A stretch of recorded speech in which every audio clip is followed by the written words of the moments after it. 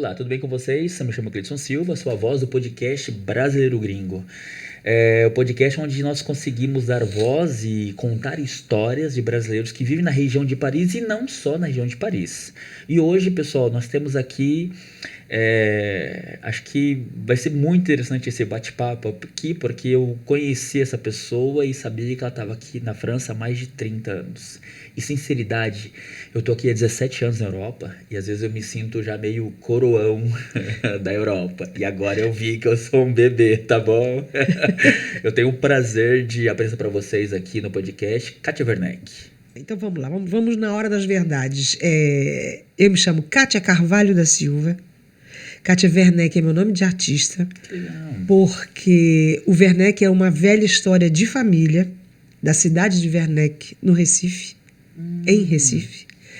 E quando nós decidimos virar artistas, eu e meu irmão, Carlos Werneck, ele falou, vamos pegar esse nome da família, do nosso verdadeiro avô.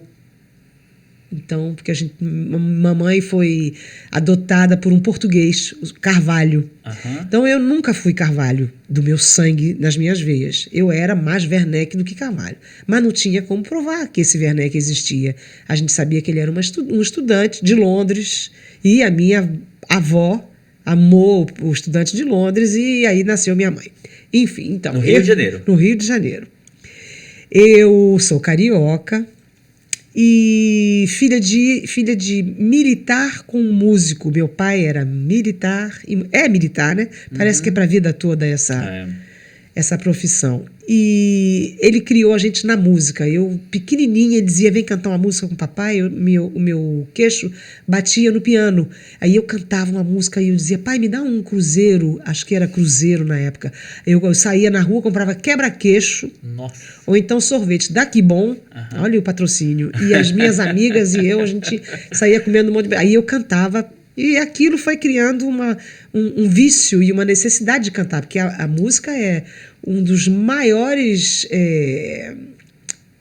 remédios para liberdade corporal, liberdade dentro da cabeça. A música é uma coisa assim que, bicho, você se sente... Fantástica, fantástico, né?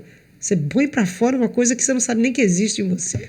Ela vai em todos os lugares, ela visita. Vai. Se você tá pra baixo, ela vai te tocar pra baixo. Se você tá pra cima, vai te tocar pra cima. Exatamente. Uma vez me perguntaram, qual é o estilo de música que você gosta? Eu falei, depende da hora do dia. Depende da hora do dia. Eu tava fazendo um show na semana passada e me perguntaram que música que você quer que a gente coloque como fundo musical no teatro. Eu falei, não coloca música brasileira, porque música brasileira eu já vou cantar música brasileira. O que você gosta de ouvir? Eu falei, depende, eu gosto de ouvir rock, você pode colocar um rap. Ela olhou pra mim, uma jovem, coitadinha, olhou pra mim e eu falei, gosto muito de ouvir rap. Ah, é? Aí ficou assim, rap, né? Porque a gente é mais puxado pro inglês do que pro francês. Enfim, então a música depende da hora do dia e do estado de espírito que você quer atingir. Eu quero ficar triste? E aí eu abro minha enciclopédia, saio, boto Nana Caymmi, boto aquelas coisas maravilhosas e fico. Mas é isso aí, música. E você, então, nasceu no Rio de Janeiro? Nasci no Rio de Janeiro. Meu, eu já falei aqui, né, o tempo. Quanto tempo você está aqui exatamente? Olha, eu recebi, bom, vou te contar a história. Eu recebi uma proposta de uma cantora chamada Lualva Braz, que Deus a tenha em bom lugar, porque ela já foi. Uhum. Em 1982, ela falou para mim, tem um grupo de americanos que está baseado no Hotel Nacional, que querem levar o nosso trabalho para fazer uma turnê mundial. Eu falei na mesma hora, lembra que a gente conversou sobre isso? Falei, eu não quero sair do Brasil. Eu não quero ir embora, eu estou bem aqui. Você é cantora do Chico Recarré. Eu trabalhava para o Chico Recarré, que na época era um dos maiores empresários das noites cariocas. Ele tinha várias casas noturnas. Era o André Trois, era o Café Nice, era o Plataforma, era o Carinhoso. Ele tinha, sei lá, acho que ele devia ter umas 10 casas noturnas. E o deal, o que era? Você tinha que cantar em todas as casas dele para ver, e você era a cantora da noite. Se passasse por todas. Passasse por todas, entendeu? E eu já estava já na minha terceira casa noturna. Com quantos anos isso? 18. Caramba. É. E sempre no jazz? Não era jazz, eu sempre gostei. MPB. Era MPB. Eu sempre gostei de inventar moda com harmonia, né? Porque quando a gente é criado com música, com pianista tocando dentro de casa, a porta da harmonia ela já abre na sua cabeça. Eu sou uma cantora, eu sou incapaz de cantar uma música igualzinho a quem gravou a música, entendeu? Eu tenho que botar o meu veneno, aí eu saio inventando um compasso de 4, eu divido ele em 16, aí eu picoto a música, ou então eu faço o contrário, eu escorrego nos... Você arranja pra você. E isso é o jazz, né? Você inventar moda, vamos dizer assim, numa linguagem bem simples, né? É o summum, como é que fala isso? É o suprassumo da improvisação, é dar liberdade à sua cabeça, vai, solta. Você tem que conhecer um pouquinho de música. Claro. E você vai embora. Então, eu falei para ela, minha grande amiga Lualva Braz, eu não quero sair do Brasil. Mas ela foi bem mais forte do que eu. E em 84, nós fomos embora para os Estados Unidos. Fizemos um mês na Broadway, era um show que se chamava Black Scandals, com Maria Alcina, com Marco Ribas, com Oscar Castro Neves, com várias pessoas que já eram extremamente conhecidas no Brasil e com 39 bailarinos, que era o Bejar, que fez a coreografia. Então a gente saiu do Brasil assim super bem para fazer uma super turnê.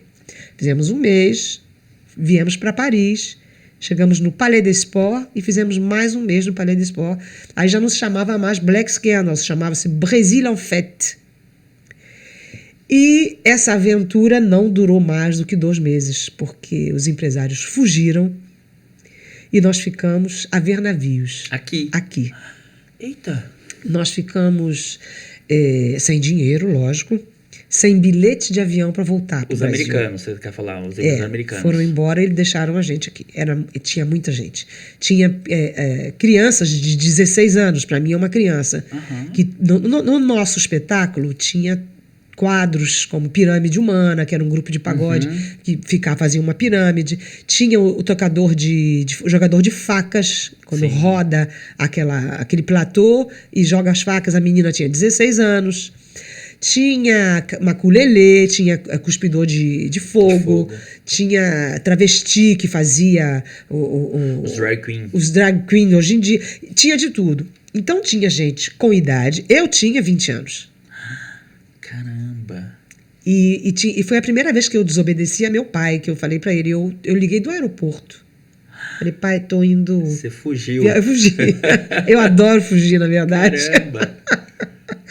E aí ele falou, não, você não vai não, pai, perdão, é a primeira vez que eu tô desobedecendo, vou sim e a gente se faz. E parece que eu virei pra mãe da Lualva e pra minha mãe e falei, nunca mais eu volto. Eu não me lembro disso. Mas eles isso deve ter sido euforia. Aham.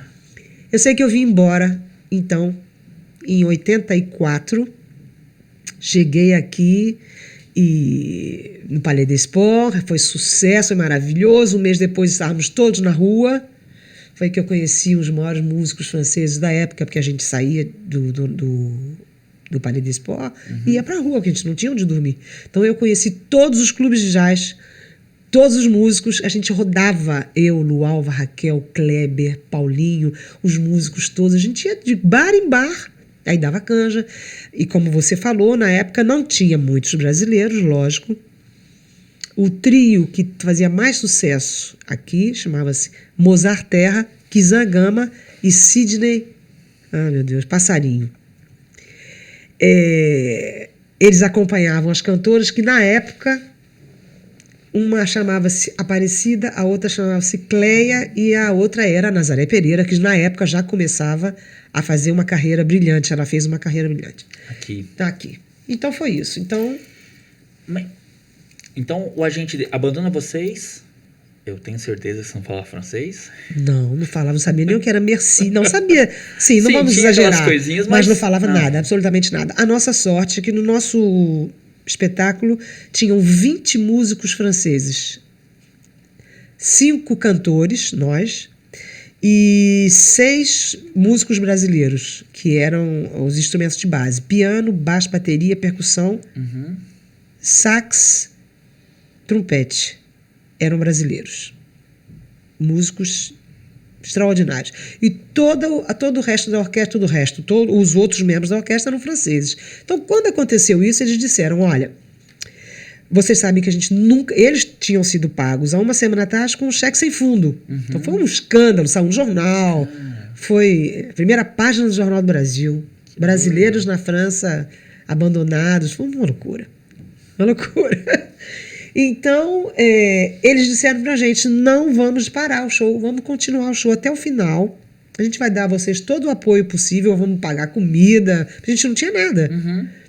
E quando acabar, a gente faz um processo e daqui, quem sabe, a gente ganha. E realmente foi isso que nós fizemos. Graças a esses 20 músicos franceses, que eu conheço todos, tenho todos aqui, parar de citar nome, mas eu me lembro de todos, porque foi uma época...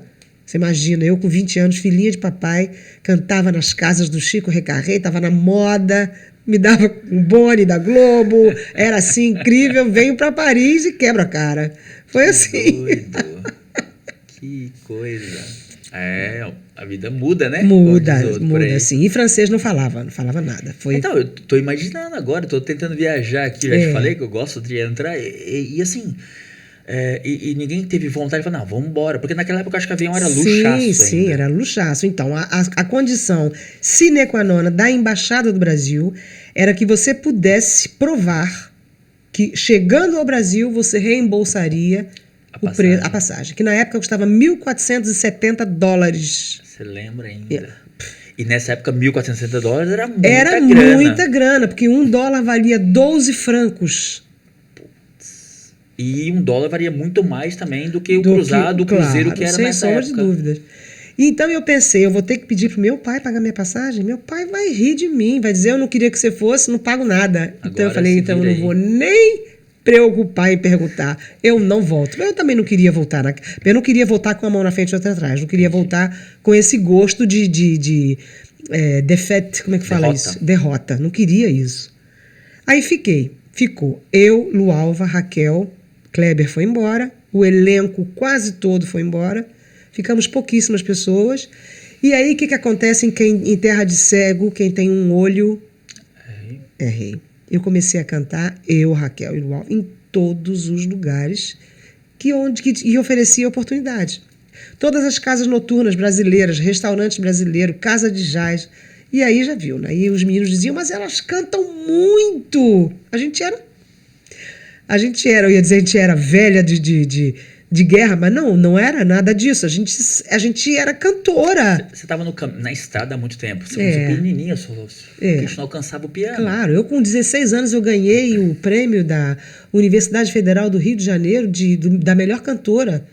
Foi assim uma coisa inesperada. E os jurados, né, eram... Bom, eu lembro do nome de... Eu estava pensando que eu estava Alzheimer. De Alzheimer eu não tenho nada. Minha memória está maravilhosa. Muito obrigado, CBD, viu? Quem está me escutando aí, minhas amigas brasileiras. Então é isso. Então a gente sabia cantar. E aí já viu. E aí foi. Aí eu conheci o pai das minhas filhas, francês. E foi aí que eu falei: ok, então agora vamos falar sério. Vamos aprender a falar francês. Peguei uma folha de papel e escrevi. Perguntei: como é que se fala bom dia? Como é que se fala? Mas até então você ia se virando. Aí eu ia me virando, claro. Falava um pouquinho de português, um pouquinho e tal. Arranhava um inglesinho, na época não era. E aí, pronto, essa folha me seguiu durante 1 ano e 2 meses. Em 1 ano e 2 meses eu falava francês como eu falo hoje. Porque eu casei com uma família francesa. Eu tinha uma sogra, uma grande artista francesa, que me ensinou tudo. Até segurar um copo de champanhe na posição certa do meu braço, ela me ensinou. Que bacana. Ela foi uma mãezona pra mim. Que legal. Mas, Kátia, tem uma coisa assim, né? Eles adoram nossa simpatia. A gente falou sobre isso, né? Um pouquinho off. Eles adoram essa simpatia. Adoram. E aí você é simpático, você de repente, tenta estar junto, entrar. Você imagina isso tudo em 1986, vamos dizer, 6, que aí eu peguei, aí eu já falava francês. Lógico que, na época, por não ter o nível de imigração que tem hoje em dia, tudo era diferente. Então, a admiração que um estrangeiro podia ter na época, você veio de onde? Você veio do Brasil? Ou até mesmo, você veio da África, você veio do Marrocos, você veio da China. Era diferente, porque era raro, não tinha tudo isso, entendeu? E nós temos e eu espero que a gente nunca vá perder isso, né? A gente tem essa simpatia, essa gentileza, essa generosidade, essa empatia, esse savoir-vivre, savoir-faire. O brasileiro, ele é muito querido em qualquer lugar do mundo. Porque aí, qual é a conclusão? Eu comecei a cantar em tudo quanto foi lugar, eu fazia coro para vários artistas franceses, até o dia que eu conheci um produtor, isso em 90 ou 80, nem sei, já nem me lembro mais. E ele falou: eu quero gravar um disco seu. E eu disse: disco pra quê? Não quero, eu sou sempre assim. Coisas novas, não quero não. Deixa eu na minha área de conforto. Né? Ele falou: vamos gravar um disco. E aí eu gravei 2, aí fui embora pra Ásia, aí fiz uma carreira no Japão sensacional. Quê? Fiz uma carreira. Eu fui ao Japão 26 vezes. Eu gravei... Nossa, agora eu não sei a conta. Eu gravei vários discos no Japão. E aí fui para os Estados Unidos, fiz turnê nos Estados Unidos, fui para o Brasil, fiz algumas turnês no Brasil, gravei um disco em homenagem a Kátia Canta Jobim no Brasil, com a família da Bossa Nova. E aí eu tive uma carreira, não vou dizer que acabou, né? E tudo isso até 2017, 2018, quando eu lancei o meu último disco, e falei: chega de França, quero ir embora pro Brasil. 2017? 2017. Antes da gente entrar nessa coisa que a gente falou, você foi pro Japão? Fui. Você ia fazer temporadas? Fiz várias. Ou você ficou lá um tempo? O máximo de tempo que eu fiquei no Japão foram 3 meses, mas eu ia 5 vezes por ano. Eu fiz muito sucesso no Japão. Era uma coisa... Eu fiz um show. Eu sou a única brasileira que fez um show num local chamado Budokan. Budokan é o templo dos sumôs japoneses, onde só cantou Rolling Stones, Beatles, os artistas japoneses, né? Claro. E deve ter tocado, depois dessa época, deve ter tocado como é que chama esse grupo? Chili Peppers? Red Hot Chili Peppers. Red Hot, deve ter cantado, cantaram Rolling Stones, já falei, né? Desse dia, isso aí foi em que ano? Deixa eu te dizer. 2003. De 2003 para cá, eu acredito que eles tenham aberto as portas um pouco mais, porque o Japão era uma coisa... Antes era muito seletivo. Era muito seletivo. Eu tive que aprender a fazer reverência, eu conheci... Eu tive uma carreira maravilhosa. Que legal. Maravilhosa. Cantei em japonês, falava... Eu tinha um vocabulário, não conseguia conversar em japonês. Mas eu chegava nos locais, eu sabia pedir meu jantar, sabia dizer quem eu era, o que eu fazia, agradecer e contar uma historinha, rir, e cantava em japonês. Gravei discos cantando pelo menos umas 3 músicas em japonês. Que bacana. E você tem essas coisas, esses dias? Você tem tudo? Você tem no YouTube essas coisas? Tenho tudo isso no YouTube. Cara, que legal. Meu primeiro disco japonês chama-se Saudades de Paris. Puxa. E no jazz? No jazz, tudo no jazz. Um pouquinho ali, meio bossa nova. Tudo cantando em português. Português. Esse primeiro disco meu eu cantava em inglês, em português, uma música em japonês, que chamava-se Shimauta. Shimauta quando teve a Segunda Guerra Mundial, que o Japão recebeu aquelas bombas lindas, teve uma ilha chamada... Agora vai começar o Alzheimer. A ilha de... Bom, eu vou lembrar. É simples, não tem muitas ilhas no Japão. Tem Sapporo e tem a... Hokkaido.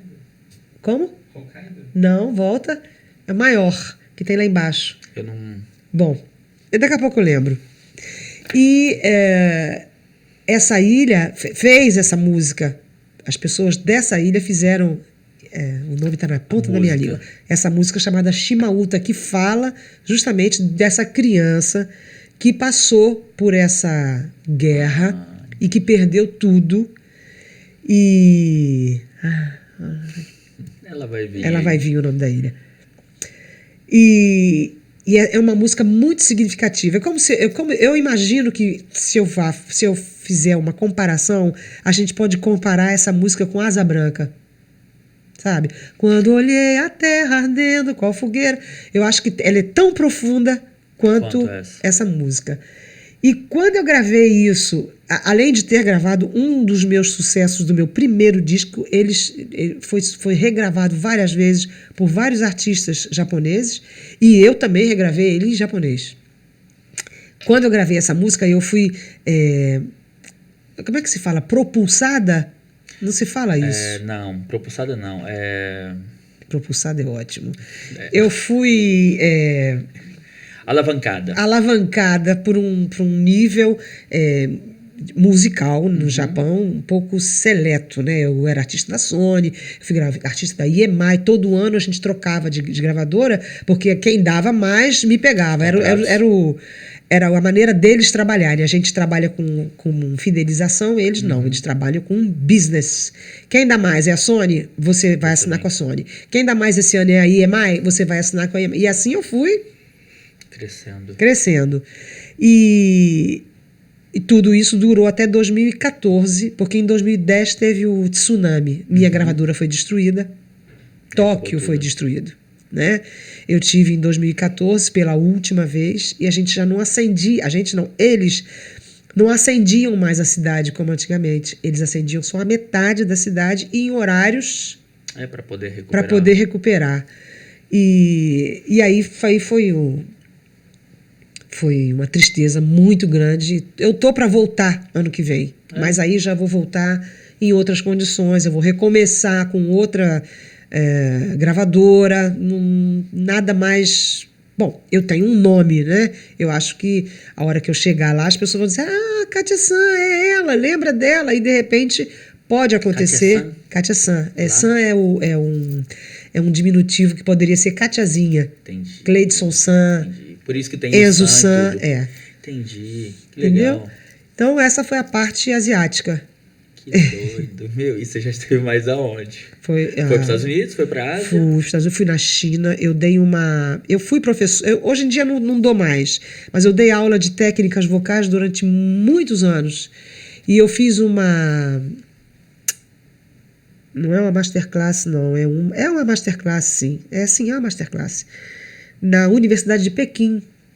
Foi assim uma coisa do outro mundo. Ensinar os chineses a cantar. Foi uma coisa...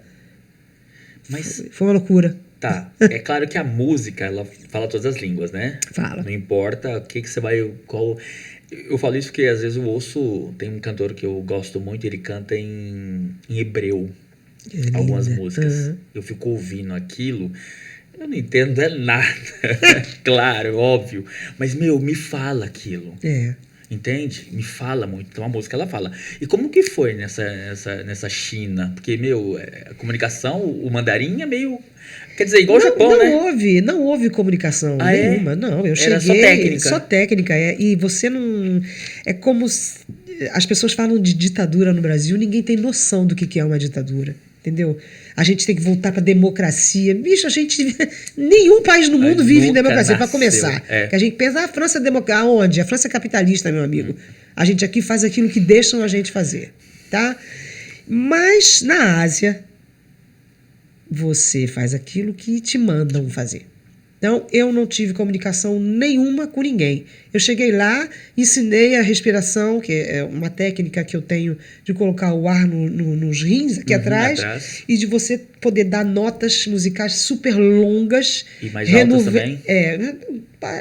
Tudo isso é técnica. Você pode chegar num agudo, como você pode chegar num grave, baseado na respiração, porque é isso que dá a propulsão da nota. Então eu tinha, assim, 5 pessoas em volta de mim, traduzindo tudo que eu dizia, fechada numa numa redoma de vidro, não é redoma não, é fechado Uma pequena arena. Numa pequena arena de vidro, num auditório imenso, a coisa mais linda do mundo.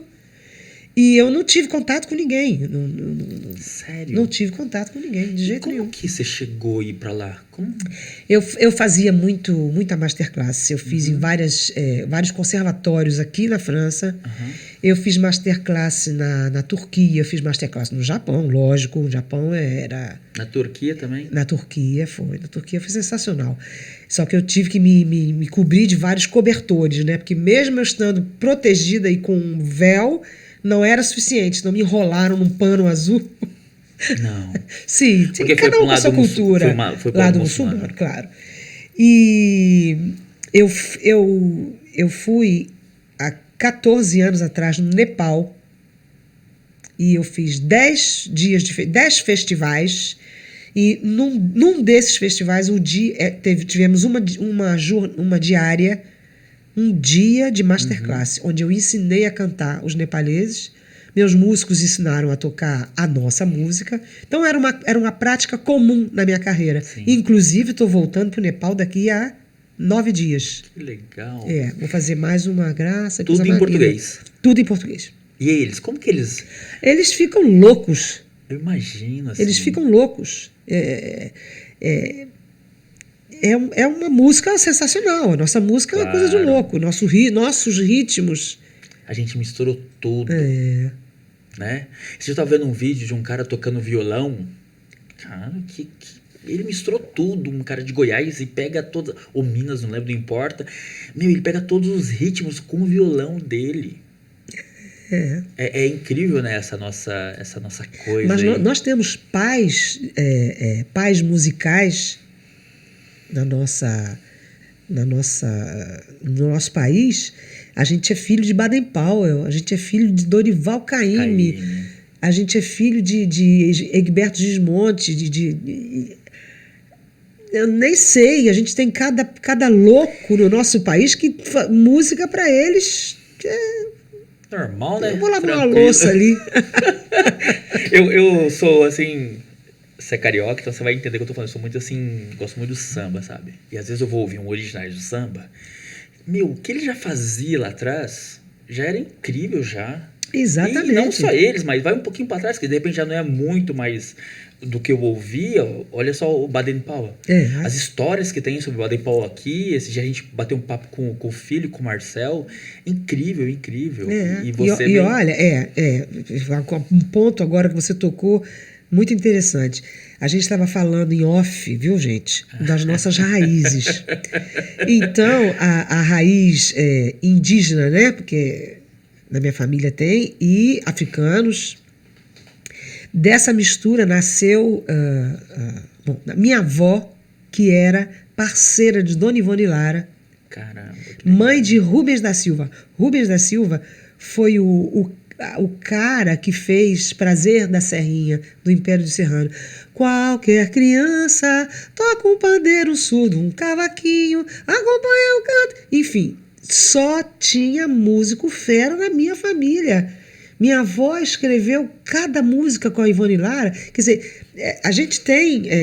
e nós somos netas de Dalva de Oliveira, né? Aí netas, vamos dizer, de uma maneira... A gente tem Dolores Duran. A gente tem cada peça no nosso echequier, no nosso jogo de damas. Nossa música é riquíssima. E para os mais jovens, a gente é tudo filho de Tom Jobim. Entendeu? É tudo sobrinho de Vinícius de Moraes. Ainda tá tarde, eles geram filhos, eu acredito, muito, né? Nós somos... como dizer? Nós somos donos, não. Nós somos herdeiros de uma das maiores músicas do mundo. A música brasileira. Eu não vejo coisa mais profunda, rica, do que a música brasileira. Eu comentei esse dia aqui também com alguém no podcast, não lembro quem foi. Antes, eu não ouvia tanto. Mas agora você entra numa loja, aí a loja precisa de uma musiquinha mais ali, mais à vontade. O que você começa a ouvir? É bossa nova que tá tocando ali naquele negócio. E toca tudo. Exato. Uma vez eu fui... Olha que engraçado isso. Uma vez eu fui comprar uma peça pro meu carro numa loja de som automotivo, enfim, de várias coisas. E, eu entrei e tava tocando um funk, mas desses cariocão. Olhei assim pro lado e falei, vocês sabem o que tá falando aí? E o brancão, assim, o francês, falou assim, não, o que que é? Eu falei, rapaz, é melhor você não saber, não. É melhor não saber, não, é. E eu fiquei olhando, tipo, é legal, meu, isso é notório.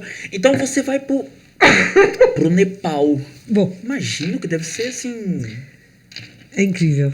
Imagino. Como diz um grande amigo meu, é o festival de jazz mais alto do mundo. Nossa, imagina. É Que incrível, bacana. é incrível. E eu sou budista, então eu Nossa, uni tá em o casa. útil com a Tá em casa, né?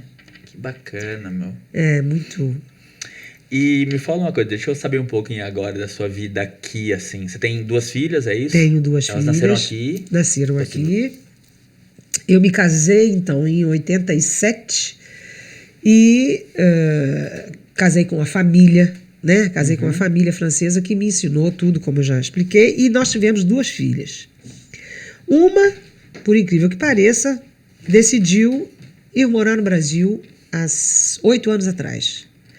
Depois de ter feito Sorbonne e doutorado na Inglaterra, ela falou, eu vou embora para o Brasil, eu vou atrás das minhas raízes. Na realidade é isso. Eu acho que todos nós, filhos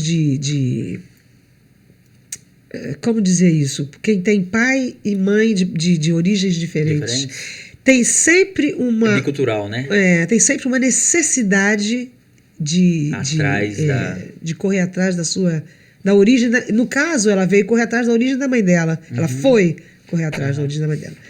E ela está super bem, trabalha com um grande artista mundialmente conhecido, que é o JR.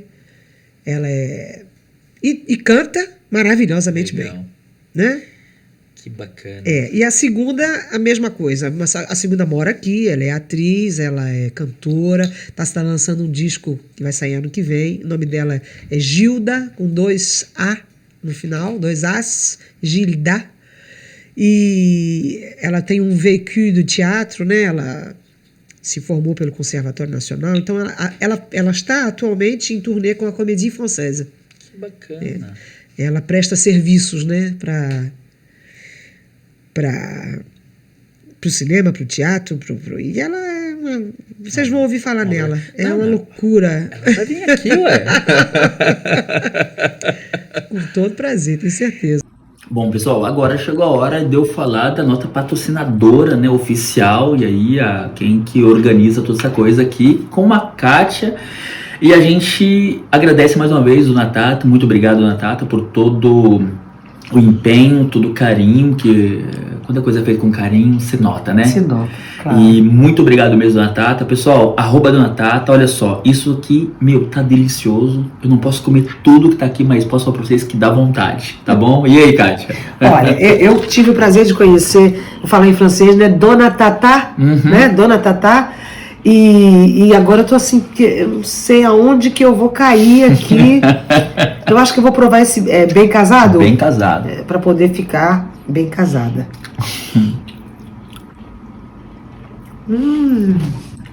Que é isso?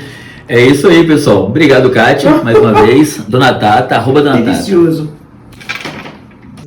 Você falou sobre essa busca, né, do filho do imigrante, principalmente o brasileiro, né? Claro, a gente vai falar da gente. E eu fico imaginando, assim, que não deve ser muito fácil para eles, porque, olha só, eu imagino a sua filha te olhando e ela não sendo exatamente aquilo que você é. Quando eu falo simpatia, sim, jeito brasileiro, porque ela ganhou coisas daqui, do pai dela, que são diferentes, que eles adoram. Imagina lá essa busca. Vou até contar aqui uma coisa rapidinho assim.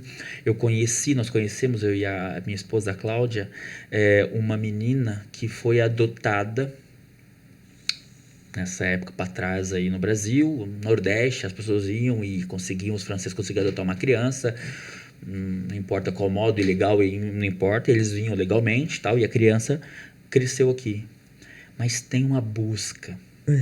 Ela tem uma busca incessante para saber quem eu sou, qual que é a minha raiz. Ela sabe que ela é filha de fulano e de cicrano, monsieur e madame, mas ela quer saber também quem que é a senhora e o senhor, que é o pai. Exato. E essa busca aí que você fala, eu vejo assim muito assim, sabe? O meu filho, por exemplo, ele nasceu aqui, né? E eu te falei em off também, da nosso querer que eles conheçam, que tem da cultura. Meu filho fala pra mim às vezes: "Oxe, pai, você tá doido?"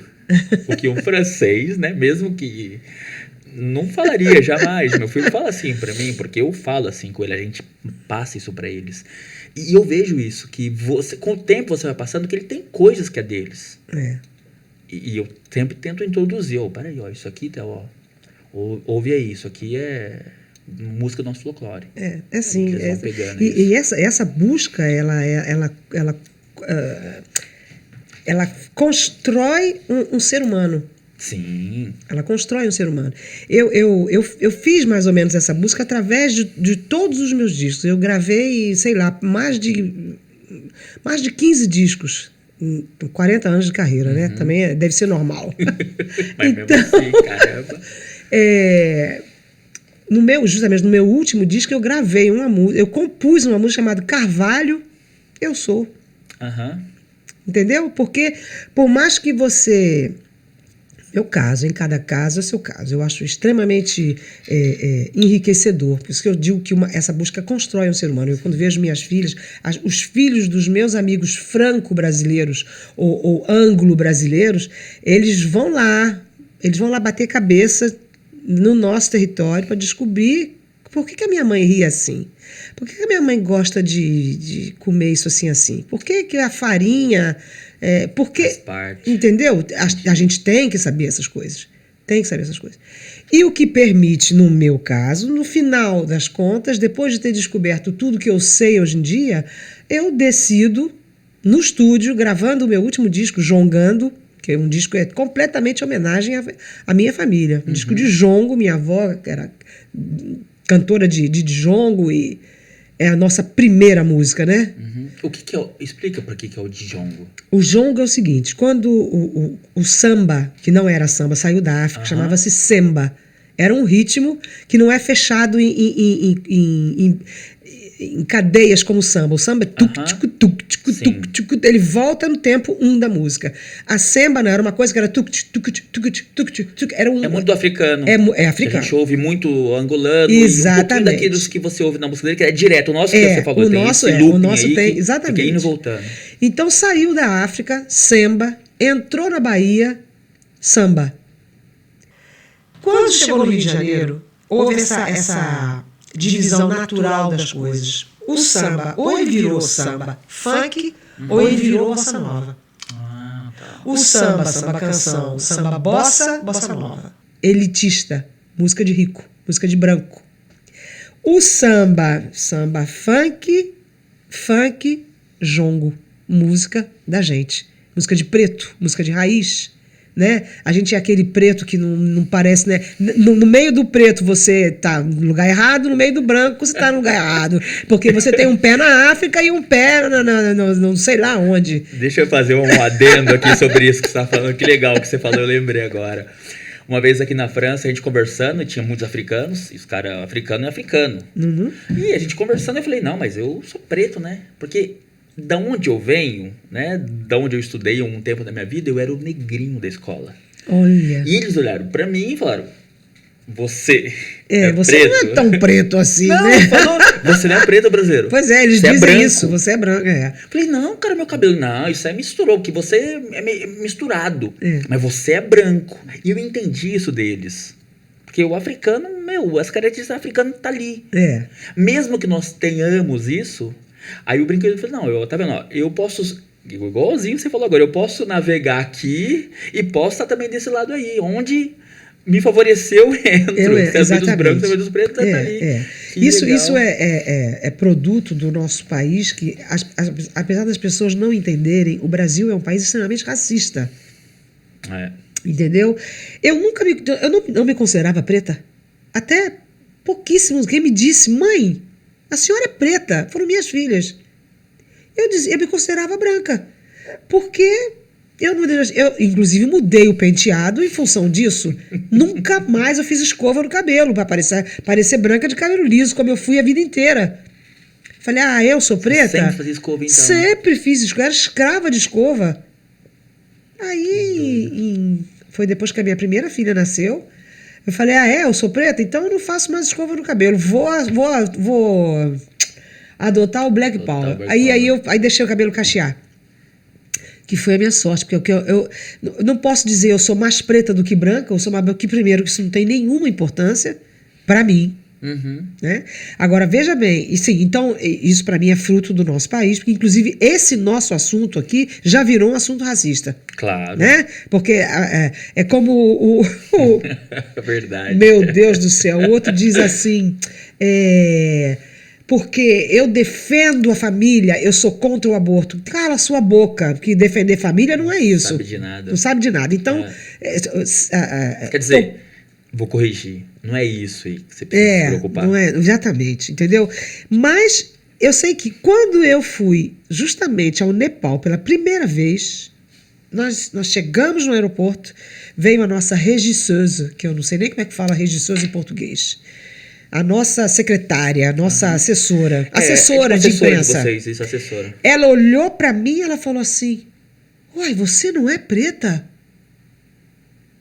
Ela, loura de olho azul, Sylvie, nunca vou esquecer. Aí Falando da brasileira. Falando de mim. Não, mas... Da brasileira. Como se fosse a brasileira. Aí eu fiquei assim... Eu falei, mas como assim eu não sou preta? Não tô te entendendo. Na cabeça dessa pessoa, brasileira, ou cantora, ou eu não sei porquê, ela queria que eu fosse preta. Uhum. Aí eu fiquei e falei... Nem tanto, nem tão pouco. Isso eu vejo em que vai mudar a minha vida, mas tudo bem, entendeu? Mas produto, isso é produto. Inclusive, esses assuntos, eu acho até que a gente deveria nem tocar. A gente é o que é. Minha mãe é branca, de olho esverdeado. Meu pai é filho de índio com africano. Minha avó chamava-se Emitéria. Emitéria era a índia que botava para lenhar não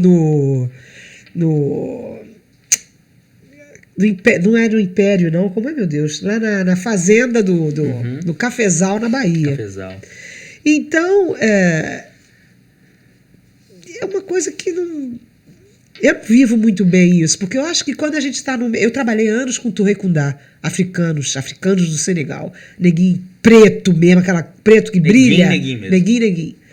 E naquela época eu dizia para eles, engraçado, o meu país é tão racista que dizia que preto correndo é ladrão, branco correndo é atleta. Então essa foi a imagem Você cresceu. que eu fui criada, entendeu? Assim, são as velhas crenças, né? Que infelizmente nós temos. Mas isso não mudou. Hoje em dia, se você dizer assim, eu não voto Lula, então você vota Bolsonaro. Não é, eu não voto Bolsonaro, também não voto Lula, e isso não é problema de ninguém, entendeu? Hoje em dia, as pessoas no Brasil estão preocupadas com isso. Mas assim, na realidade, eu acho que, por exemplo, eu vindo pra cá, é claro, né, que a gente tem já a nossa maneira de pensar, a gente já tem as nossas ideias, mas eu vindo pra cá, me amadureceu algumas coisas que eu não tinha parado de pensar ainda. Eu tenho que respeitar. E tem uma coisa legal aqui deles... É claro que é que nem a gente falou sobre a idade do Brasil e a idade da França, por exemplo. Tem como você comparar? Porque é um país em que uma igreja tem 1.500 anos, num país que tem 200 anos de proclamação de uma república, é muita diferença, né?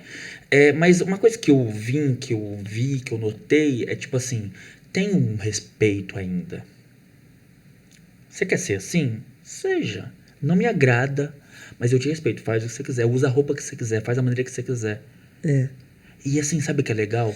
Claro que o tempo vai mudando, vai passando, mas cada um usa o que quer, da maneira que quer, vota em quem quer. Não tem uma guerra, uma disputa como nós criamos.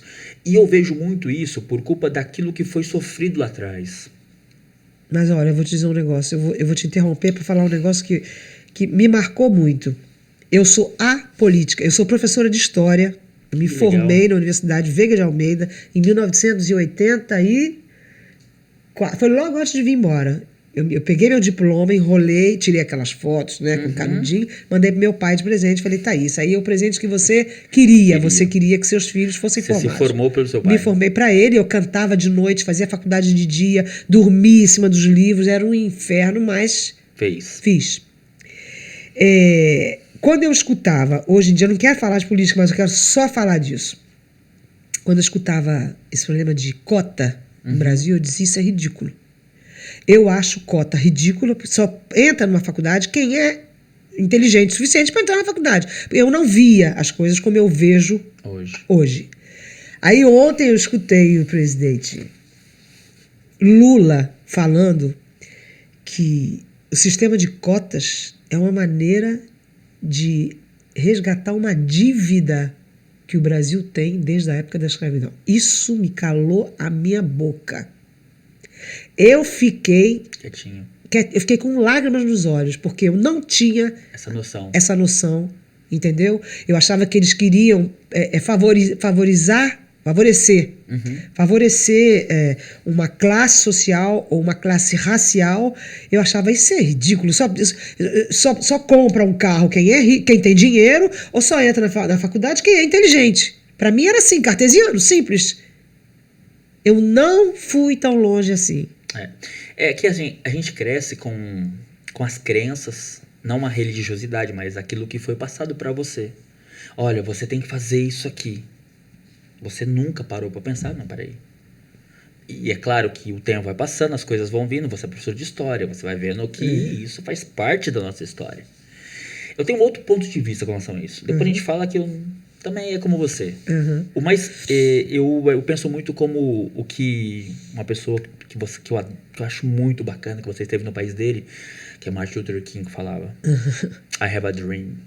E ele não é o que os políticos, esse povo fala. Não, eu tenho um sonho da gente, da pessoa, humano. Eu costumo brincar e eu gosto muito desse termo. Eu gosto de gente. Exatamente. Quando você gosta de gente, você gosta da pessoa. Qual lado que ela é? Vamos fazer um pequeno adendo assim. Se ela é burguês, se ela é aristocrata, se ela é do clero, não me importa o que ela vai fazer lá. Eu penso assim, sabe? Pra ficar assim, claro. Mas enfim, não é fácil, porque nós temos a nossa cultura, como a gente estava conversando aqui no em off também, nós nascemos quase de uma corrupção. Né? O grito do Ipiranga vem por quê? Entende? Aí você sai, você começa a viver, você começa a entender, você entra dentro da história. Há quem diga que não, não, eu quis melhorar, eu quis ser diferente daquilo que as crenças, por exemplo, que foram enraizadas na gente lá atrás. E é legal, é maravilhoso. Uma coisa que eu olho assim muito pro nosso povo, Kátia, é que é um povo que, mesmo em meio a tudo isso, ainda é bacana de se ver. Olha a sua história aí, olha você. Tem que. Foi aquilo que a gente falou. Eu te agradeço, mas foi aquilo que a gente falou. O Brasil que eu tenho no fundo do meu coração é o Brasil de 1970, 80, a época que eu era estudante, eu comecei a cantar, a época da ditadura, a época que o bicho pegava, e eu fui. É um Brasil que era diferente. A gente tinha uma noção de respeito muito grande um pelo outro. Entendeu? O brasileiro para mim é aquele brasileiro que as pessoas tinham até pouco tempo atrás na memória. Você chega perdido, o turista chega no Brasil perdido. Onde é que vai? Onde é que é a rua tal? Eu vou levar você lá. Te levo lá. Esse é o meu Brasil. E não sei se isso ainda existe. Tem. Eu não, sei, não é que eu sou positivista, não. Otimista. Não é isso. Tem, sabe por quê? Eu sou de uma geração diferente da sua. E eu sou assim. E eu sou de lá. Você tá entendendo? E eu quero passar pros meus filhos isso que nós temos. Vou te contar uma coisa que aconteceu uma vez aqui. Não sei se já contei esse podcast ou não. Nós saímos a gente morava aqui no outro apartamento e embaixo tinha um tabelião.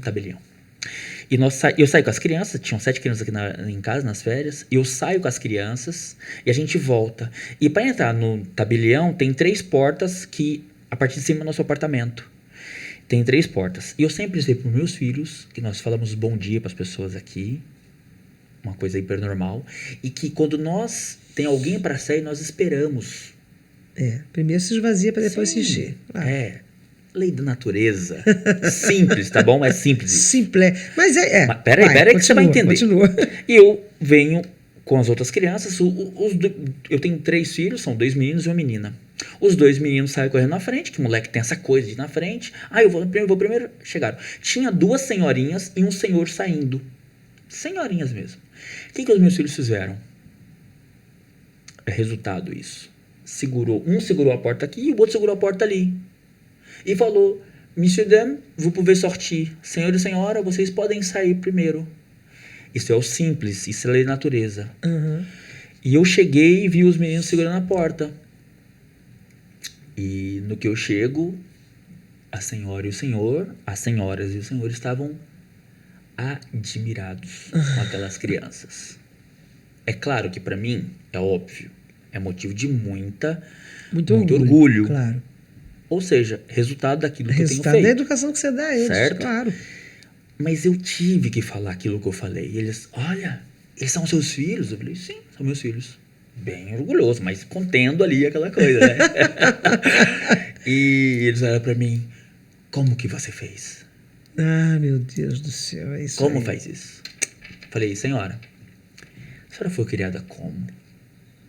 Não foi assim? Sim, sim. Eles não fazem nada de normal, anormal. Eles estão fazendo o normal que eles deviam fazer.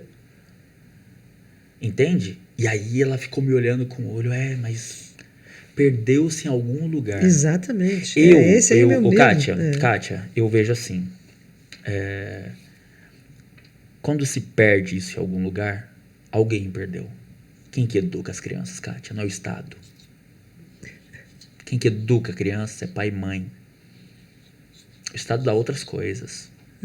Entendeu? Berço que você recebeu mesmo sendo militar do seu pai, ninguém pode dar. Eu vejo assim. E aí junta com o quê? Com o que a gente está falando aqui, com esse povo. Aí é maravilhoso. Aí é muito legal. Eu fico imaginando quando você chegou aqui na época, como que foi tratar com eles? Porque não tinha muitos. Não tinha e não foi fácil. Não foi fácil, não. Eu me lembrei agora justamente de um exemplo idêntico a esse. Eu já era casada, então nós morávamos... Já não era... Porque quando cheguei, morávamos juntas, eram amigas, a gente curtia, conhecemos Paris inteiro. E eu fui abrir, tinha uma senhora de idade, terceira idade, tentando abrir a porta do apartamento, do imóvel, perdão, abrindo a portaria com 2 bolsas de plástico na mão. 2 sacos de supermercado. Eu fui, mas eu devo ter assustado ela. Entendeu? Porque que eu fiz? Eu peguei as bolsas, porque ela colocou no chão, peguei a bolsa e estiquei os braços, tipo, a senhora pode entrar que eu vou segurar a sua bolsa. Ela pensou que eu estivesse roubando a bolsa dela. E foi nesse momento de aprendizado de francês, que eu não sabia ainda falar corretamente. Eu só sabia dizer desculpa, excusez-moi, não era isso que eu só queria lhe ajudar. E nós morávamos no mesmo prédio. Depois ela entendeu, depois eu virei a brasileirinha do prédio, depois foi tudo bem. Mas no começo não foi fácil. Não foi fácil. No começo. E nós éramos... como é que se fala isso, meu Deus? A gente era exótica, as brasileiras, entendeu? Não se via brasileira. Eu acho que eu vou tentar me informar um dia qual era a população brasileira na França nessa época, mas éramos muito poucas. Entendeu? Então, aonde a gente andava, todas jovens, lindíssimas, chamava atenção, falando alto, rindo, dando gargalhada. E naquela época, o francês, porque a gente fala da França, Paris não é França, não. Paris é Paris. Você sai daqui, você faz 100 quilômetros, ou para a direita ou para a esquerda, já é outro papo. Talvez um pouco mais de 100 quilômetros, mas não pode esquecer que França é menor que a Bahia. Então é muito complicado você citar exemplos. Por isso que eu não gosto de comparação, entendeu? Eu não gosto de generalização e comparação. Porque a França é assim, não. Eu costumo dizer que não tem francês em Paris. Temos 50% de franceses Não, mas em Paris e 50% de estrangeiros. Mas quando eu falo assim, por exemplo, eu conheço um pouco, bastante legal a França. Por exemplo, você vai para Bretagne, o francês, o breton, ele não tem, o parisiense, o breton, ele tem nada a ver. Nada. Você vai para Normandie, nada a ver. Nada. Você desce, então, meu Deus Nada do a céu. ver, nada a ver. É só você entrar nos grandes centros, isso que eu costumo dizer. É. Quando a minha mãe chegou aqui, a gente tá falando sobre racismo e tal, essas coisas, vou contar isso. A gente chegou, e assim, eu sempre vi a França muito assim, por causa dos jogadores das seleções da França. Então eu sabia que tinha muito árabe, alguns já tinha muitos negros, por causa das seleções da minha época, quando eu era mais Sim. novo, já tinha já. E eu já cheguei meio que sabendo que a gente ia ver, e é um outro mundo. Mas a minha mãe chega aqui e ela olhou, meu Deus, tem muito negrinho aqui. Falei, mãe, você tá achando? Aham. Então tá bom. E ela é a branca do caso. E ela é de São Paulo. É mineira, mas que foi para São Paulo também há um tempo. E aí um dia eu levei ela no Marché de Saint-Denis. Ai, coitada. Sabe, essa mistura, essa coisa assim, meu, que assim, querendo ou não, tem os erros, tem as coisas difíceis dessa miscigenação, cresce esse povo, né? É óbvio que tem os problemas, tem os problemas com a guerra Arcagel, tem os problemas com o pessoal de Gana, tem um monte. Tem assim, problemas com eles mesmos, mas vai crescendo, vai virando uma coisa onde eu aprendi muito em relação ao que eu falei há um tempo atrás aqui, o respeito. Não importa. Entendeu? Não importa isso. E, meu, eu fico imaginando, assim, você no tempo ali, muito tempo atrás, vivendo por aqui e andando. E me fala uma coisa, você nasceu com dom, né? Acho que sim, né? Porque pequenininha, e mesmo que tenha uma influência de família e tudo, meu, mas quem tem. Eu conheço um monte de gente que tem cantores na família, a pessoa não sabe cantar, não gosta, nunca entrou naquilo. Aí você nasce com esse dom e otimiza.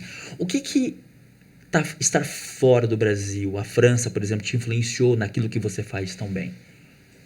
Olha, tem alguma coisa? Existe uma grande frustração de não estar musicalmente no Brasil. Por quê? Porque você está à beira, à margem do que você poderia ter estando na sua própria terra. Eu vou fazer 40 anos de França daqui a pouco. Daqui a pouco eu faço 40 anos de França. Eu até hoje subo no palco e ninguém entende o que eu tô cantando. Entendi. E você tem coisa francesa? Tem, eu gravei no meu último disco uma música de Jacques Brel chamada Cœur Tendre, que é a coisa mais linda do mundo. Um arranjo de Moni Rossan. Loucura, uma música maravilhosa. E eu sempre disse isso. Você sobe no palco, você está cantando uma música que as pessoas não entendem. Você não pode traduzir todas as músicas que você está cantando, porque aí vira um masterclass, não é mais um show. Então você tem que usar o quê? Você tem que usar a expressão, a energia que você passa através daquilo que você está cantando. Porque compreender, ninguém compreende. Hoje em dia, tem muita gente que fala português, porque é uma língua riquíssima, uma língua tão difícil quanto o francês. Muitos franceses foram embora para o Brasil trabalhar, ia dizer explorar, não é explorar, não. Conhecer. Podia até ser explorar, mas não no sentido de explorador. Entendeu? E você pode até encontrar pessoas que compreendem o que você está cantando. E hoje em dia já tem uma equipe, um pequeno grupo de brasileiros que frequenta, que são meus fãs, mas eu nunca tive público brasileiro. Eu sempre tive público francês ou de qualquer outra raça, porque eu como eu falei para você, meu primeiro disco saiu num label, numa gravadora de jazz. Então eu fui já catalogada cantora de jazz. De jazz, entendeu? Então, era meu sorriso, era meus olhos, ou então, e cria uma frustração. Mas me fala uma coisa, ora por outro lado, mesmo que eles não entendiam o que você ia cantar, eles queriam ouvir esse sotaque aí, essa língua. É. Isso também chama atenção. Chama atenção. Olha, eu acho que eu me equivoquei. Veja bem, eu não posso reclamar. Né? Eu não posso reclamar. Tive e tenho uma vida maravilhosa, uma carreira muito legal, não posso reclamar de nada. Mas eu acho que eu tive certos erros. Você sabe quando mãe brasileira, pai francês, ou vice-versa, a criança nasce, aí você diz assim, eu só vou falar francês com a criança, porque a gente está na França, Sério? ela não pode entrar na escola sem saber falar, senão ninguém vai entender. Esquece que o mais importante não é isso, não. Você tem que dar a sua cultura. Então, eu aprendi a falar francês igual os franceses. Quando eu abria a minha boca, ninguém dizia assim, essa cantora, ela é brasileira ou ela é franco-brasileira? Ela é francesa que canta em português? Juro por Deus que as pessoas já diziam, ela fala francês impecável, nem parece que ela é brasileira, que aí perde o interesse. Ela não é brasileira. Tá vendo? Tá entendendo? E eu nunca fui cantora de samba. Eu amo samba, tanto que nós nos conhecemos na feira gastronômica brasileira, onde a gente só fez samba, porque era assim era um objetivo meu e era um challenge, como é que se fala? Eu queria fazer samba, eu queria fazer uma música... Um desafio para você. Um desafio, completamente brasileira. E como é que eu me sinto hoje, tendo feito quase 40 anos de música brasileira na França? Existe uma frustração. Pronto. Existe uma frustração. Se você pega um papel e uma caneta e coloca artistas brasileiros que fizeram sucesso na França. Dependendo do que você chama de sucesso, você não tem em uma mão. Não tem. Que cantar, né? Não tem, porque tem essa barreira da língua. Sim. Entendeu? As pessoas amam a música brasileira. Eu acho que eu vou conseguir tratar bem o que você está falando. Você fica limitado. É isso? Fica limitado. Você não tem as mesmas... O jogo é desleal. É desleal. Entendeu? Entendi. Porque quando você, por exemplo, você é um artista brasileiro que está na França, então... Se você não tem, vamos dizer, eu posso até me permitir dizer a sorte que eu tive de ir para o selo de jazz. Você está na World Music. Quem é que está na World Music? Todo mundo. Todo mundo. Agora tá... Mudou as coisas, né? Muito, né? Entendeu? E a música brasileira, hoje em dia, hoje em dia não, já tem porque nós passamos por várias crises musicais na França. Quando veio a lambada, a música brasileira tomou um tombo. Aí depois da lambada veio a música cubana, a música brasileira tomou outro tombo. Aí depois veio, e hoje em dia veio o funk, aí a música brasileira tomou outro tombo. Uma pancada. Entendeu? E o que faz isso? Faz com que a MPB seja uma música de elite. Sim. É uma música de elite. Guardada ali. Entendeu? Hoje em dia, você pergunta para um jovem francês, um jovem americano, o que é bossa nova? Não sabe te dizer. Como, infelizmente, ainda tem, menos, mas tem, e vale a pena citar, pessoas que não sabem que a capital do Brasil é Brasília. Acham que a capital do Brasil é Buenos Aires. Não, é pior. Sério? Buenos Aires. Tem jogo na televisão com Julinha Pérez. Capital do Brasil. Aí o cara, Buenos Aires. Não, tá dando um tabefe. Sai daí, seu animal. Entendeu? Então a música é isso. A música brasileira foi precursora deu aulas, esbanjou para músicos do mundo inteiro. Tem músico francês hoje em dia que é o que é porque escutou, trabalhou e tocou música brasileira às pencas. E aí fez disso aí a música dele. Tem muitos artistas franceses, muitos. Você não pode imaginar quantos e famosíssimos que escutaram muita música brasileira. Deixa eu te falar um que eu gosto. Pode. Stromae. Stromae. Belga. Christophe Maé. O Stromae, ele fala que ele tira de música de todos os lugares, principalmente africanas e brasileiras, aquilo que ele quer pra batida dele, né? Pra aquilo que ele faz. É. Ele fala isso aí. Um dia eu ouvi no interview dele. Ele fala isso. Então muito notório isso. É verdade. Sim, Essa riqueza, né? Maravilhosa. Mas a gente não tem aquilo que a gente mereceria, vamos dizer assim. Porque não estamos no nosso país. Entendi. O maior sonho do artista brasileiro fora do Brasil é fazer sucesso no Brasil. O que nem sempre acontece. Não acontece. Olha Cazuza. Porque a gente chega num nível musical. Fale. Fugiu o nome agora. Foi. Tá passando só os Alzheimer pra mim. A gente chega num nível musical, não tô falando de superioridade, nada disso não. Que é muito diferente. É muito diferente. Hoje em dia, quando eu vou gravar disco, eu trago os músicos do Brasil. Eu quero que a minha música tenha cara, cheiro e soe música brasileira.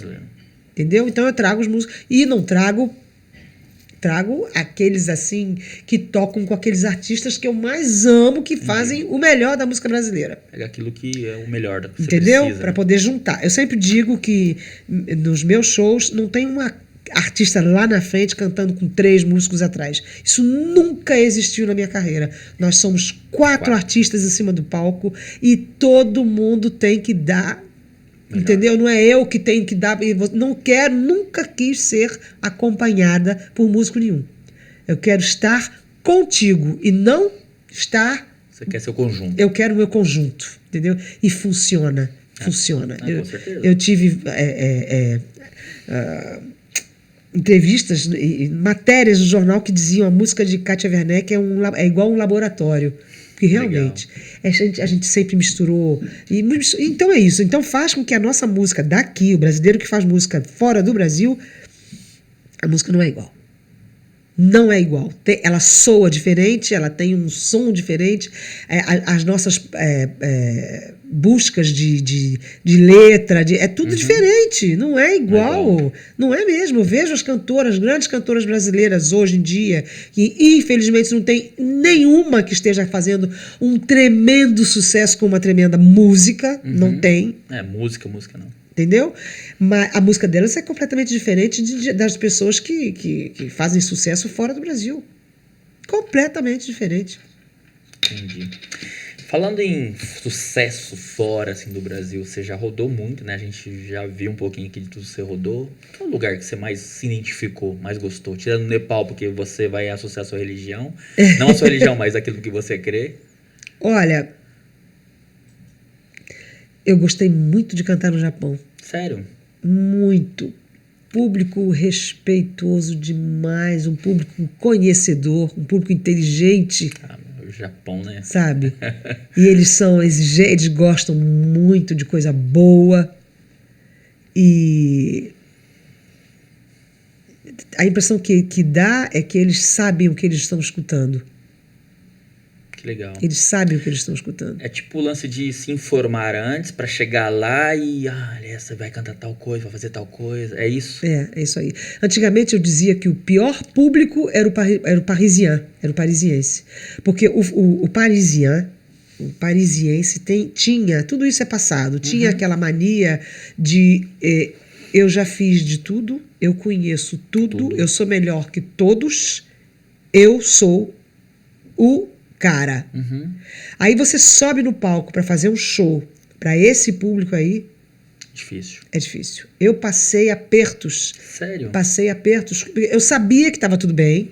Os músicos estavam tocando maravilhosamente bem. Eu estava cantando corretamente e também até maravilhosamente bem, né? Mas eu sabia que alguma coisa incomodava. A crítica era forte do outro lado, é isso? Eu nunca tive crítica. Eu tive Não, mas uma quando crítica, eu falo a crítica, assim, no sentido de que quem tá olhando se acha ou é exigente ao ponto de se... Não, a impressão que você tem é que eu tinha, hoje em dia não tenho mais não, porque isso também vai muito de você, claro, né? Eu tinha a impressão de que eu tinha que sangrar em cima do palco para poder atingir o coração dessas pessoas, porque já que eu estava cantando numa língua diferente, então eu tinha que fazer alguma coisa para poder atingir, tocar o coração das pessoas. Hoje em dia não tem mais isso, porque eu escutei há pouco tempo uma menina falando, é impressionante a simplicidade da Kátia Werneck. Eu sou uma pessoa extremamente simples, e é graças a isso aí que eu cheguei, sei lá onde eu tô, porque não adianta nada você ser arrogante. Eu sou, desculpe, o fodástico. Você não é nada. Você é igual a mim, entendeu? E eu sou igual a você. E nós somos iguais a quantos milhões nós somos? Ixi. Entendeu? Mas eu tive, você está falando de crítica, eu tive uma crítica. Nós fomos fazer uma turnê nos Estados Unidos em 1980, eu não tinha filho, 86. 5 ou 6, já nem me lembro mais. E o maestro me pediu para cantar Garota de Ipanema. Eu nunca tinha cantado Garota de Ipanema. Porque no Rio de Janeiro, quando eu era cantora do Chico Recarrey, eu não cantava bossa nova. Sim. Não cantava, ninguém cantava Ninguém bossa cantava. nova. Era samba, cantava em inglês, cantava em italiano, se si bom, lararirará. Cantava em todas as línguas, porque a cantora da noite no Brasil tinha que cantar em todas as línguas. Não entendia nada do que cantava em italiano, mas cantava o se si bom. Aham. Então, ele pediu para cantar Garota de Ipanema e eu falei, ok, vou cantar Garota de Ipanema. E fui procurar qual é o tom, Fá. Não, Ré. Tom de homem, Ré. Tom do Tom Jobim. Sim. Olha que coisa mais linda, mais cheia de graça. Aí eu fui cantar o que estava na partitura. Sim. Foi acompanhar Fui aquilo. acompanhar aquilo ali. Aí comecei a cantar. Num teatro. Deixou de ser você. Deixei de ser eu. Num teatro nos Estados Unidos, se não me falha a memória, foi no teatro no Havaí. E nós fizemos uma turnê de 3 meses no Havaí. Aí no dia seguinte saiu a primeira página do jornal, uma foto minha, bonita, eu tinha 20 anos, né? Dizendo que era tipo, eu devo ter esse jornal na minha casa. Ela é muito bonita, ela é muito... como é que fala? Ela se desenvolve bem, ela só errou o tom da música dela. Primeiro dia de teatro. Nossa. Eu recebi aquele jornal, o patrão, lógico, né? Sentou na minha... Me pegou pelo pescoço, pela orelha. Eu fui ver o maestro e falei, qual é o tom que mulher canta essa música? Ele falou, Fá. Mas não é qualquer uma que canta em Fá. Falei, pois então eu vou cantar em Fá. E a vida inteira canta em Fá. Que é um tom alto, a voz tem que estar muito nos trinques, entendeu? Mas aí eu comecei... Foi a minha única crítica que doeu. Doeu, claro. Eu devia ter feito essa busca antes, né? Procurar o tom ideal, né? Mas não fiz. E aprendeu? Aprendi. Oxi, Sabe o que aprendi. é legal dessas coisas? Aprendizado que fica. É. Eu imagino você com tanto de viagem, tanto de coisa, aprendizado que você já tá levando pra sua vida. Eu tive ótimos professores. Essas turnês que a gente fazia era com um homem extraordinário chamado Camisa. Camisa era o dono do Brasil Tropical, que era baseado na Alemanha. E Camisa, ele veio... Foi o Camisa que nos pegou aqui, depois que acabou o show, que foi mais ou menos todo mundo embora, que nós ficamos um pouco perdidas, né, em Paris. Ele veio aqui e ele falou, eu tenho uma turnê de 3 meses nos Estados Unidos, 2 meses na Alemanha. Vocês, quem vem? Eu falei, eu vou. E fui. E o Camisa me ensinou como você sobe no palco, onde você vai, como você captiva o olhar do público. E a escola. A escola. E eu era boa. Eu acho que até hoje eu sou muito boa aluna. Quer me ensinar um negócio, eu vou aprender o que você tem, sabe? Sem dizer, não, mas isso aqui eu já sei. Isso aqui eu já vi. Não. Vamos ser humildes? Não custa nada. É bom demais. Assim se aprende, ó. Só aprende só assim. Só. Eu sei que é isso. Eu sei que tem disco gravado, viu? Ave Maria. Bacana. Que história. E assim, e aqui na França, você falou de um lugar, né, que você... Quer dizer, você nem falou do lugar que você acha maravilhoso. Que é maravilhoso que eu acho na França? Não, eu perguntei antes, algum lugar assim que você... eu gostei de tal lugar. Pra cantar ou pra... Não, que você conheceu, que você já esteve da sua vida. Você falou do Japão. Ah, sim, falei do Japão. Falei do Japão. E aqui na França? Eu acho também, você rodou em tudo já. Já rodei. Eu tive uma oportunidade incrível de fazer uma turnê com um humorista, chama-se Lagaffe. Não é estranho, não. Ele é famosão. Nós fizemos uma turnê com ele, patrocinada pela Shell. Eu já dei tanto nome de sponsor aqui, a gente vai ganhar muito dinheiro dessa vez. E nós fizemos a turnê na França toda. Eu conheço a França toda, eu conheço cada lugar que nem eu acredito. Eu amo esse país. E que lugar, assim, para você que é, Ah, bom, vamos começar pela Córcega, Nossa. que só é francesa porque o Bonaparte quis, porque não Porque era, senão né? não é. Eu Até o também, nome, inclusive, é italiano. eu conheço a Córcega toda. Para mim, é a ilha mais linda do mundo. Sério? Eu nunca estive na Córcega É, ainda. e eu conheço algumas ilhas. Bacana. Essa é sensacional. Córcega é uma coisa do outro mundo. Eu conheço a French Riviera, né? Uhum. Que é a Costa Azul, Nice. Fiz tanto festival de jazz em Imagina Nice. ali, porque ali Nossa tem muito, né, Senhora. meu? Uma época maravilhosa. E falem mal, mas falem de mim, eu adoro Paris. Eu adoro Paris. Eu contei pra você em 2017 ou 2018, eu lancei meu último disco e fui-me verdade. embora morar na Bahia. Porque eu dizia, morar no Rio de Janeiro não posso, é um lugar muito louco e tal, eu vou morar na Bahia. E fui morar numa vila de pescador Uhum. e passei 5 anos lá, mas o meu problema lá foi porque eu não fazia música, eu não cantava.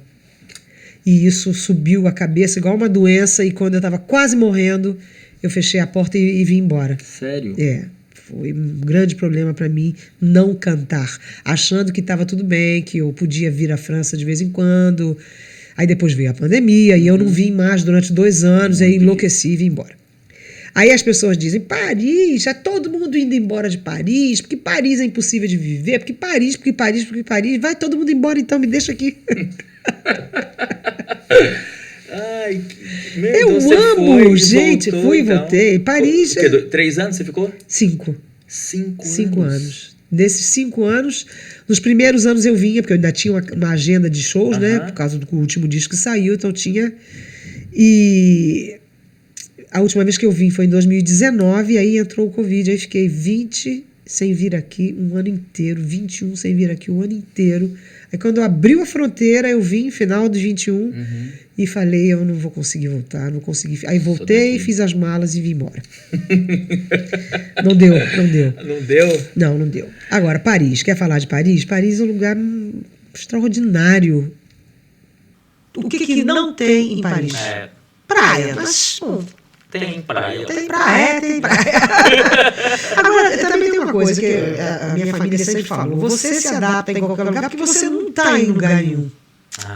Isso é interessante isso aí, hein? Entendeu? Quando a gente estava no auge da nossa carreira, vamos dizer assim, onde meu irmão era meu diretor artístico, a gente fazia 250 shows por ano. Que no Brasil não é nada, porque no Brasil as pessoas fazem muito, 500 por ano. Né? Mas aqui helicóptero pra cá e pra lá, fazem 2, 3 shows no mesmo dia. Isso é uma carreira no Brasil.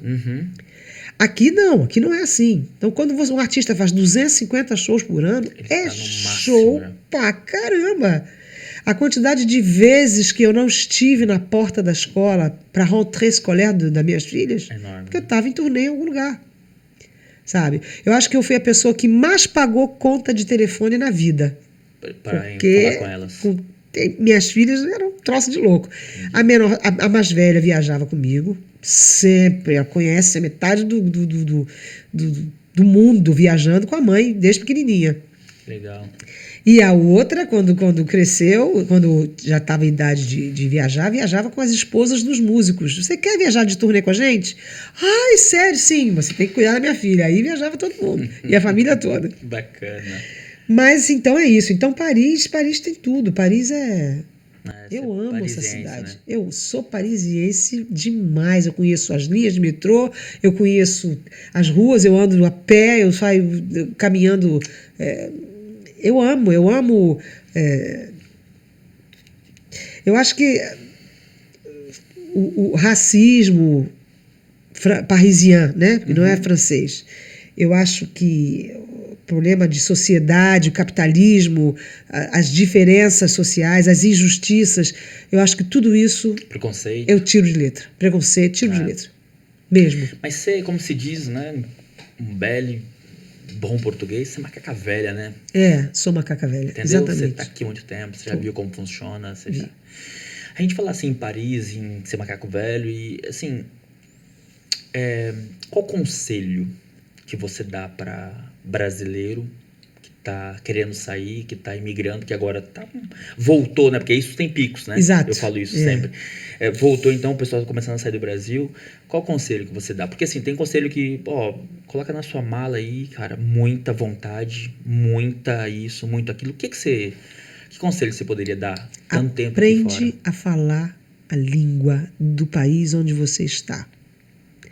Não existe dificuldade que você não possa resolver falando a mesma língua que o seu interlocutor. Uma dificuldade no banco, às vezes eu participo, né, do grupo Brasileiras em Paris, e tem cada relato que poderia ser resolvido se você falar a língua. Simples, né? Você abraça uma causa, você sai do seu país para dar cabeçada no país dos outros? Não. Você tem que falar a língua. Só isso. É o maior conselho que eu posso dar de haut de mes 60 ans é isso. Aprende a falar a língua, que não tem dificuldade. Esse país aqui, ele confia em você até prova do contrário. Posso te falar com todas as letras que é exatamente isso. Entendeu? Tem gente que reclama. Eu também, como você acabou de falar, eu também não sou meu. Você reclama, não tem problema. Eu reclamo. Mas eu consegui enxergar exatamente o que você falou. A primeira coisa que eu aprendi aqui com um dos meus chefes foi assim, olha, a confiança não se ganha. A confiança, ela se conquista. E é em tudo. Exato. Entendeu? É em tudo. Então, pra mim sempre foi muito claro isso, assim, com ele, sabe? E eu gosto, assim, eu também sou fã.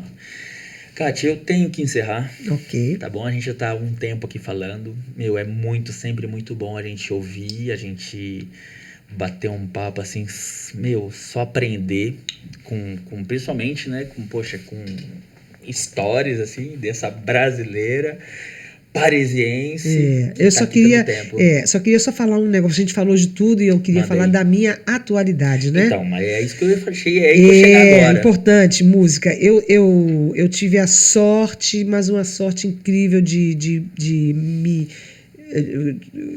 côtoyer, de fazer parte do círculo social de uma grande artista brasileira que se chama Tânia Maria. E o meu próximo disco é uma homenagem a Tânia Maria. Legal. Nós fizemos uma seleção das músicas que a gente mais acha adaptável, né? Porque tem que adaptar, fazer letra. Tânia é uma pianista que cantou, fez muito jazz, fez muito sucesso nos Estados Unidos. Estados Unidos, muito sucesso. França, Estados Unidos.